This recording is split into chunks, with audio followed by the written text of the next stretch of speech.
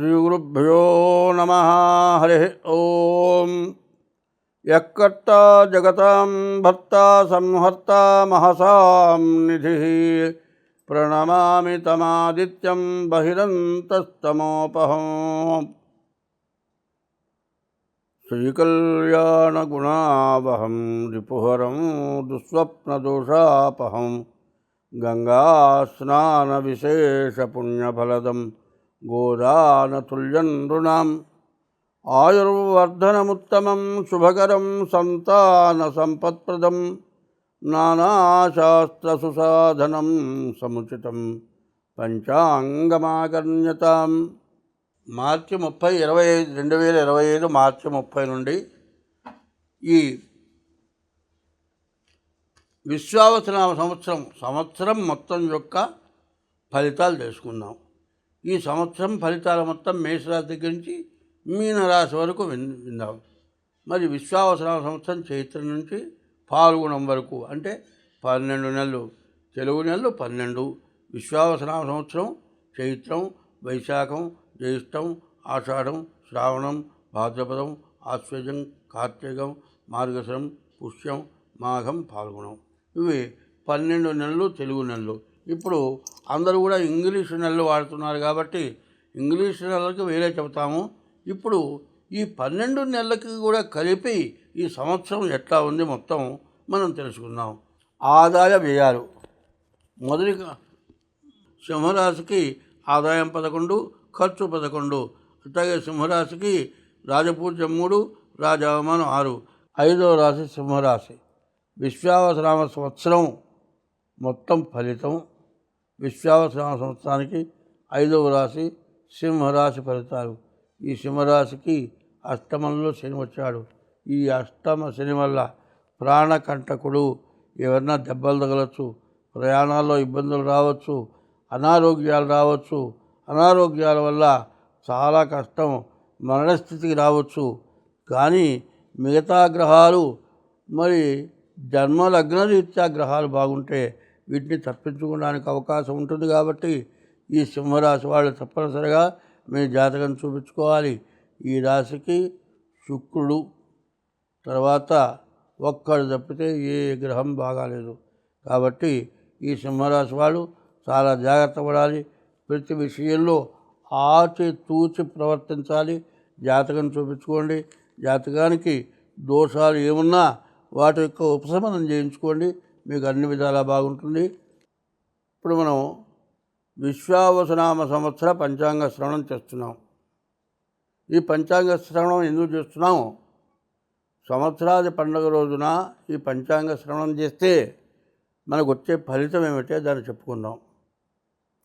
మన ఇంట్లో శుభకార్యాలు జరగాలి. శత్రువులు అనేటువంటి వాళ్ళు ఉండకూడదు. శత్రుత్వం ఇదివరకు ఉన్న వాళ్ళు మిత్రులు అయిపోవాలి. శ్రీకళ్యాణ గుణావహం రిపుహరం. దుస్వప్నం, చెడు కళలు వస్తాయి. ఆ కళ నిజంగా జరిగినట్టే ఉంటుంది. తెల్లవారు లేచిన తర్వాత కూడా ఆ భయం ఎక్కువ అవుతుంది. ఎవరో చచ్చిపోయినట్లు, మన ముఖ్యులైన వాళ్ళు ఎక్కడో చచ్చిపోయినట్లు కలుస్తుంది. వాళ్ళు బాగున్నారని తెలిసేంతవరకు ఈ భయం పోదు. ఇట్లాంటి దుస్వప్నాలు. మరి పంచాంగ శ్రవణం చేయాలంటే మనం ఇంట్లో శుభం కలగాలి. శత్రువులు లేకుండా ఉండాలి. శత్రుత్వం మనకు రాకుండా ఉండాలి. తర్వాత చెడు కళలు రాకూడదు. దుస్వప్న దోషాపహం. గంగా స్నానం చేసిన ఫలితం వస్తుంది. ఈ పంచాంగ శ్రవణం చేస్తే గంగా స్నానం చేసిన ఫలితం వస్తుంది. గోదానం చేసినటువంటి ఫలితం కూడా వస్తుంది. తర్వాత దుస్వప్న దోషాపహం. నానా శాస్త్ర సుసాధనం, అనేక శాస్త్రాలు విన్నటువంటి ఫలితం వస్తుంది. తర్వాత ఇవన్నీ కూడా మనకున్నటువంటి దోషాలు మొత్తం పోతాయి. దాన్ని ఏమంటారు? శ్రీకళ్యాణ గుణావహం. మంచి జరగడానికి. రిపుహరం, శత్రువులు లేకుండా పోవటానికి రిపుహరం. గోదానం చేసిన ఫలితం రావాలి. గంగా స్నానం చేసిన ఫలితం రావాలి. అనేక శాస్త్రాలు విన్న ఫలితం రావాలి. గోవును దానం చేసిన ఫలితం రావాలి. ఇవన్నీ రావాలంటే సంవత్సరాది పండుగ రోజు పంచాంగ శ్రవణం చేయాలి. ఈ పంచాంగ శ్రవణం చేయడానికి ప్రత్యేకించి ఉంటుంది. ఏమిటా అంటే ఉగాది పచ్చడి అంటారు. ఉగాది పచ్చడి కాదు, ఉగాది ప్రసాదం.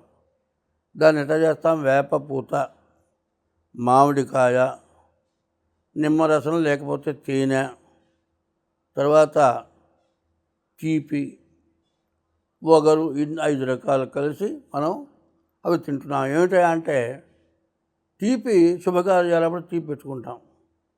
చేదు అంటే చెడు మాటలు విన్నప్పుడు చేదు, అబ్బో అది వినలేకపోతాం.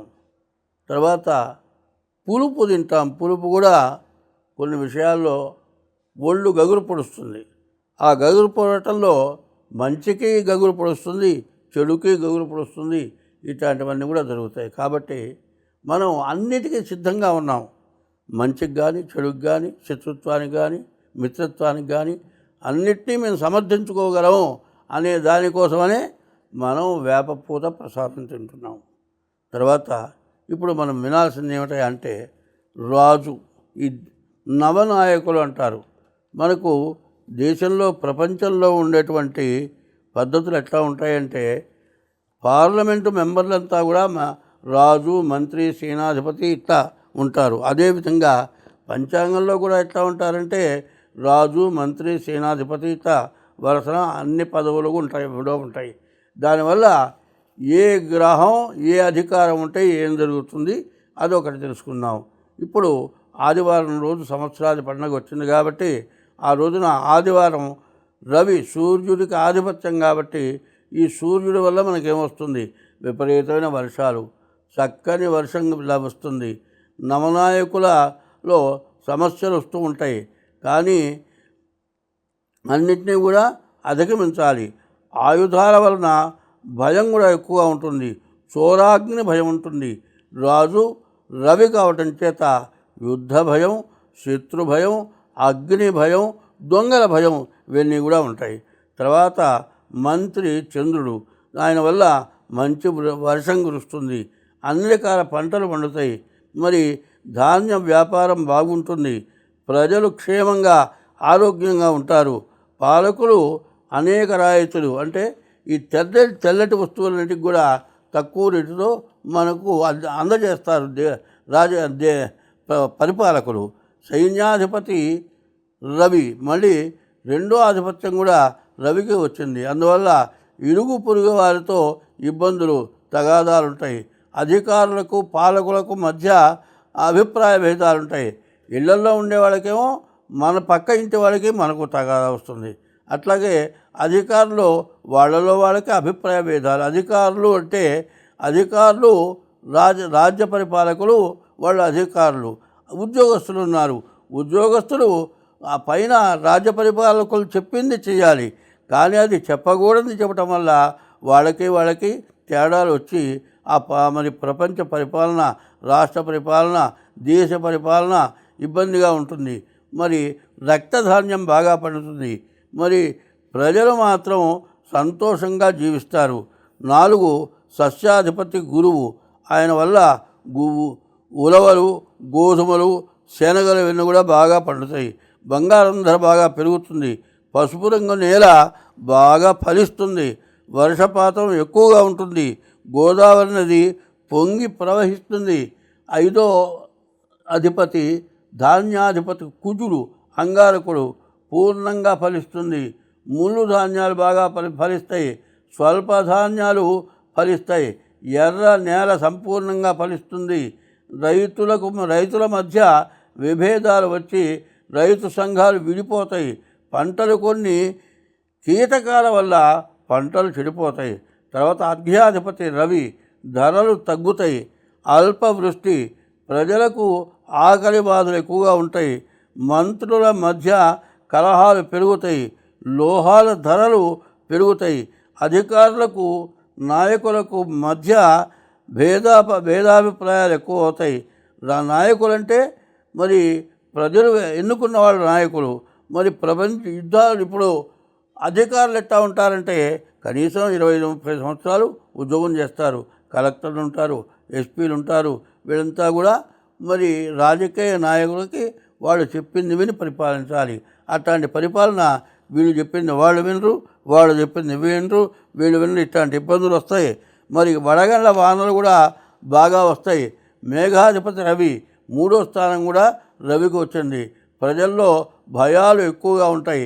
అనేక సంఘటనలు కలుగుతాయి. ఖండాలుగా రకరకాలుగా వర్షాలు కురుస్తాయి. పంటలు బాగా పండినప్పటికీ క్రిమికీటకాల వల్ల హెచ్చు ఎర్ర వల్ల బాగా పంటలు నష్టం జరుగుతుంది. ఎర్రని భూములు ధాన్యం బాగా ఫలిస్తుంది. రసాధిపతి శని నెయ్యి, నూనె, బెల్లము, తేనె మొదలగు రసజాతుల ధరలు ఉండవు. చెరుకు పంట దిగుబడి లేక రైతులు విపరీతంగా నష్టపోతారు. అకాల వర్షాలు, నీరసాధిపతి బుధుడు, మరకతాలు వివిధ ధాన్యాలకు ధరలు విపరీతంగా పెరుగుతాయి. గాలులతో కూడిన వర్షాలు, తుఫాన్లు బాగా ఎక్కువగా వస్తాయి. ఈ 9 రాజులు 9 మందికి ఇట్లాంటి అధికారాలు వచ్చినాయి. రవికి మొత్తం 4 ఆధిపత్యాలు వచ్చినాయి. చంద్రుడికి 1 ఆధిపత్యం వచ్చింది. కుజుడికి 1 ఆధిపత్యం వచ్చింది. బుధుడికి 1 ఆధిపత్యం వచ్చింది. గురువుకి 1 ఆధిపత్యం వచ్చింది. అయితే ఈ గ్రహాల్లో పాపగ్రహాలు, శుభగ్రహాలు అని 2 ఉన్నాయి. ఈ శుభగ్రహాలు ఏంటంటే మరి 3 శుభగ్రహాలు వచ్చినాయి. 9 3 వస్తే 6 పాపగ్రహాలు వచ్చినాయి. ఈ 6 పాపగ్రహాల అధికారాలు ఎక్కువ రావటం చేత ప్రపంచంలో కానీ, రాష్ట్రంలో కానీ, కేంద్రంలో కానీ మరి దుర్మార్గులకే ఆధిపత్యాలు వస్తాయి. ఈ దుర్మార్గులు ఆధిపత్యాల వల్ల ఏంటి? స్వలాభం, వాళ్ళ సొంత లాభం చూసుకుంటారు. ప్రజల రక్షణ చూడరు. దానివల్ల చాలా కష్టాలు, నష్టాలు వస్తుంది. ఈ విశ్వావసనామ సంవత్సరంలో అల్పవృష్టి, మధ్యమ పంటలు, ప్రజలకు మూత్ర రోగాలు, దొంగల వలన అధిక భయం, రాజులలో భయం మరి ఈ విధంగా ఉండటమే కాక 2 కొంచాల పంట ఎక్కువ ఉంటుంది. మరి కరువు కాటకాలు బాగా ఎక్కువగా ఉంటాయి. అయితే ఈ సంవత్సరం మూఢమి 11/6/2025 నుండి 12/7/2025 వరకు గురుమౌఢ్యమి. ఇది 1 నెల రోజులు ఉంటుంది. తర్వాత శుక్రమౌఢ్యమి 28/11/2025 నుండి 14/2/2025 వరకు 25 వరకు శుక్రమౌఢ్యమి. ఇది 3 నెలలు మూఢమి. ఈ 3 నెలలు కూడా అంటే మార్గశమాసం నుంచి మాఘమాసం వరకు శుభకార్యాలు, వివాహాది శుభకార్యాలు చేయటానికి పనికిరాదు. మరి ఈ సంవత్సరం 7వ నెల 7వ తారీఖు 9వ నెల 25వ సంవత్సరం భాద్రపద బహుళ విజయ రోజున చంద్రగ్రహణం. ఈ చంద్రగ్రహణం రాత్రి 9 గంటలకు వచ్చి మరి తెల్లవారుజామున 1:23కి వదిలిపోతుంది. ఇది సంపూర్ణ చంద్రగ్రహణం. ఇంకో 2వ చంద్రగ్రహణం ఉంది. మార్చి 3వ తారీఖు ఫాల్గుణ శుద్ధ పూర్ణిమ రోజున మళ్ళీ కేతుగ్రస్త చంద్రగ్రహణం. అంతకుముందుది రాహుగ్రస్త చంద్రగ్రహణం, రెండోది కేతుగ్రస్త చంద్రగ్రహణం. ఇట్లాంటి గ్రహణాలు వచ్చినాయి. అయితే ఇప్పుడు మనం సంవత్సర ఫలితాలు చెప్పుకోబోయే ముందు ముఖ్యమైన విషయాలు చెప్పుకుందాం. ఏమిటయా అంటే ఈ గ్రహాలు పాపగ్రహాలు, శుభగ్రహాలు. అందులో పాపగ్రహాల బలం ఎక్కువగా ఉండటం చేత, శుభగ్రహాల బలం ఎక్కువగా ఉండటం చేత పరిపాలకుల్ని ఎవరిని విమర్శించటం లేదు, పరిపాలకుల తప్పు అనటం లేదు. ప్రజల్లో కూడా భార్యాభర్త, తండ్రి కొడుకు, తల్లి కూతురు ఇట్లా చదువుకుండే ఉపాధ్యాయుల దగ్గర, పిల్లల దగ్గర రకరకాలైన సమస్యలు వస్తాయి. ఈ సమస్యలు వాళ్ళు కావాలని చేస్తున్నారని మాత్రం నేను చెప్పటం లేదు. అది మాత్రం గుర్తుంచుకోవాలి. రాజుల వల్ల అంటే దేశ పరిపాలకులు కానీ, ఉద్యోగస్తుల వల్ల కానీ వాళ్ళు కావాలని చేస్తున్నారు, వాళ్ళది తప్పు అని నేను చెప్పటంలా. మనకు బుద్ధి ఎట్లా పుడుతుంది అంటే మరి చెడు గ్రహాల పరిపాలన ఉండటం వల్ల మనకు అటువంటి బుద్ధి పుడుతుంది. కాబట్టి ప్రజల్లో కానీ, ఉద్యోగస్తుల్లో కానీ, రాజ్య పరిపాలకుల్లో కానీ, దేశ పరిపాలకుల్లో కానీ ఇట్లాంటి సమస్యలు బాగా రావటం, యుద్ధాలు బాగా జరగటం, మనకంటే పైన ఇంకొకడు బాగా పైకి రాకూడదు. వాడు ఎట్లా పైకి వస్తాడు వాడిని అణగదొక్కుతాం. మనం పైకి రాలేకపోయినా అవతల వాడిని అణగదొక్కాలి. అంటే కొంతమంది చిన్న వాళ్ళంతా కలిసి ఏకమై వీళ్ళంతా కలిసి పెద్దవాడిని పడగొట్టడం కోసమని యుద్ధాలు చేసి దేశాన్ని నాశనం చేసుకోవటం జరగబోతోంది అని మాత్రం చెబుతున్నా. ఎందుకంటే ఎప్పుడు కూడా ఏం చేయాలంటే మనకంటే తక్కువ వాడిని చూసి మనం బాగున్నామని తృప్తి పడితే మన దురాశకు పోము. అట్లాగే మనకంటే ఎక్కువ వాళ్ళని చూసి వాళ్ళలాగా మనం ఎట్లా అవుతామో, వాళ్ళలాగా మనం ఎట్లా సంపాదిస్తామో అనుకునేటట్లయితే ఎవరినోని ముంచాలి, పాపం చేయాలి. అటువంటి పాప పుణ్యాల కోసమని ఇబ్బందులు పడతారు. కాబట్టి ఆ విషయం చెబుతున్నా. ఎప్పుడు కూడా స్వర్గం ఆనందం ఎట్లా ఉంటాయంటే పుణ్యఫలం వల్ల స్వర్గం ఆనందం వస్తుంది. పాప ఫలం ఎందుకు వస్తుంది అంటే మనం చేసే చెడు పనుల వల్ల, పాపం వల్ల కష్టం వస్తుంది. పాపం వల్ల కష్టం వస్తుంది. పుణ్యం వల్ల, పుణ్యం అంటే సత్కార్యాలు, దేవతా కార్యాలు, 10 మందికి మేలు చేయటం, దానివల్ల పుణ్యం వస్తుంది. పుణ్యం వల్ల ఆనందం, స్వర్గం వస్తుంది. పాప పనులు చేయడం వల్ల మనకేమవుతుంది? కష్టాలు కలుగుతాయి. పాపం వల్ల యమలోకానికి పోతామని ధర్మశాస్త్రాలు చెప్పున్నాయి. కాబట్టి ఈ పంచాంగ శ్రవణంలో మంచి చెడు విమర్శించి చెప్పాను. దాన్ని మాత్రం ఎవరు చెడుగా ఆలోచించద్దు. దాన్ని బాగుండాలనుకుంటే ఎటువంటి సమస్యలోనైనా సరే కాస్త ఓర్పు వహిస్తే ఎటువంటి ఇబ్బంది రాదు. ఇప్పుడు కందాయ ఫలాలు చెప్పుకున్నాం. అశ్విని నక్షత్రానికి 7 సంఖ్య వచ్చింది, మధ్య శూన్యం వచ్చింది. ఎందుకంటే 3 కందాయాలు. బేస్ సంఖ్య వస్తే అర్ధలాభం, సరి సంఖ్య వస్తే వచ్చే ఆదాయం ఖర్చు సమానం.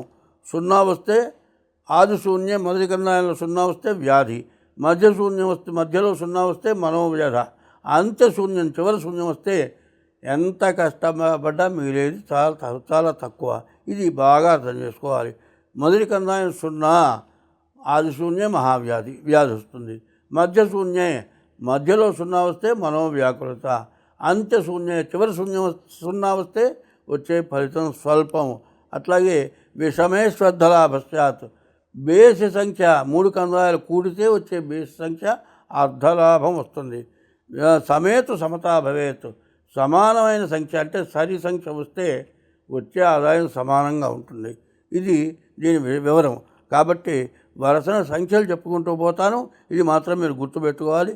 మళ్ళీ చెప్పాలి అంటే టైము తీసుకుంటుంది, వినేవాళ్ళకి విసుగు అవుతుంది. కాబట్టి అశ్విని నక్షత్రానికి మొదటి కందాయం 3, రెండో కందాయం 0, మూడో కందాయం 4. భరణి నక్షత్రానికి మొదటి కందాయం 6, రెండో కందాయం 1, మూడో కందాయం 1. మరి కృత్తికా నక్షత్రానికి మొదటి కందాయం 1, రెండో కందాయం 2, మూడో కందాయం 3.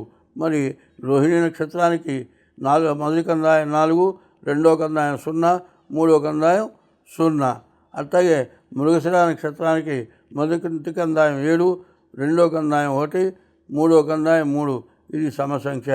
మరి ఆదాయం మృగశిర ఆర్ద్ర నక్షత్రానికి మొదటి కందాయం 0, రెండో కందాయం 4, మూడో కందాయం 4. పునర్వసు నక్షత్రానికి మొదటి కందాయం 5, రెండో కందాయం 0, మూడో కందాయం 1. తర్వాత పుష్యమి నక్షత్రానికి మొదటి కందాయం 0, రెండో కందాయం 1, మూడో కందాయం 3. ఆశ్లేష నక్షత్రానికి మొదటి కందాయం 3, రెండో కందాయం 2, మూడో కందాయం 0. తర్వాత ఆర్ద్ర పునర్వసు పుష్యమి. మఖా నక్షత్రానికి మొదటి కందాయం 6, రెండో కందాయం 0, మూడో కందాయం 2. పుబ్బా నక్షత్రానికి మొదటి కందాయం 1, రెండో కందాయం 1, మూడో కందాయం 4. ఉత్తరా నక్షత్రానికి మొదటి కందాయం 4, రెండో కందాయం 2, మూడో కందాయం 1. హస్త నక్షత్రానికి మొదటి కందాయం 7, రెండో కందాయం 0, మూడో కందాయం 3. చిత్తా నక్షత్రానికి మొదటి కందాయం 2, రెండో కందాయం 1, మూడో కందాయం 0. స్వాతి నక్షత్రానికి మొదటి కందాయం 5, రెండో కందాయం 2, రెండో కందాయం 2. మరి విశాఖ నక్షత్రానికి మొదటి కందాయం 0, రెండో కందాయం 0, మూడో కందాయం 4. ఆశ్లేష నక్షత్రానికి మొదటి కందాయం 3, రెండో కందాయం 1, మూడో కందాయం 1. మరి జ్యేష్ఠ నక్షత్రానికి మొదటి కందాయం 6, రెండో కందాయం 2, మూడో కందాయం 3. మూల నక్షత్రానికి మొదటి కందాయం 0, రెండో కందాయం 0, మొదటి కందాయం 1. మూల నక్షత్రానికి రెండో కందాయం 0, మూడో కందాయం 0. పూర్వాషాఢ నక్షత్రానికి మొదటి కందాయం 4, రెండో కందాయం 1, మూడో కందాయం 2. పూర్వాషాఢ నక్షత్రం మొదటి కందాయం 4, రెండో కందాయం 1, మూడో కందాయం 2. ఉత్తరాషాఢ నక్షత్రం మొదటి కందాయం 7, రెండో కందాయం 2, మూడో కందాయం 4. శ్రవణ నక్షత్రానికి మొదటి కందాయం 2, రెండో కందాయం 0, మూడో కందాయం 1. మరి ధనిష్ఠ నక్షత్రానికి మొదటి కందాయం 5, రెండో కందాయం 1, మూడో కందాయం 3. శతభిష నక్షత్రానికి మొదటి కందాయం 0, రెండో కందాయం 2, మూడో కందాయం 0. పూర్వాభాద్ర నక్షత్రానికి మొదటి కందాయం 3, రెండో కందాయం 0, మూడో కందాయం 2. ఉత్తరాభాద్ర నక్షత్రానికి మొదటి కందాయం 6, రెండో కందాయం 1, మూడో కందాయం 4. రేవతి నక్షత్రం మొదటి కందాయం 1, రెండో కందాయం 2, మూడో కందాయం 1. ఇప్పుడు ఇవన్నీ కూడా ప్రతిదానికి విడివిడిగా చెప్పకుండా అన్నిటికీ కలిపి చెప్పాల్సి వస్తుంది. మరి సరి సంఖ్య వస్తేనేమో వచ్చే ఆదాయం ఖర్చు సమానం. బేసి సంఖ్య వస్తే అర్ధలాభం, సగమే లాభం, మిగతాది మొత్తం నష్టం అయిపోతుంది. మొదటి కందాయం 0 అయితే వ్యాధి, రెండో కందాయం 0 వస్తే మనోవ్యాధి, మూడో కందాయం 0 వస్తే వచ్చే ఫలితం స్వల్పం. ఇది అర్థం చేసుకోండి. ఈ సంఖ్యను బట్టి కూడికేసుకోవటం, 0 ఎక్కడ 0 వచ్చింది అది చూసుకోవాలి. స్వస్తి.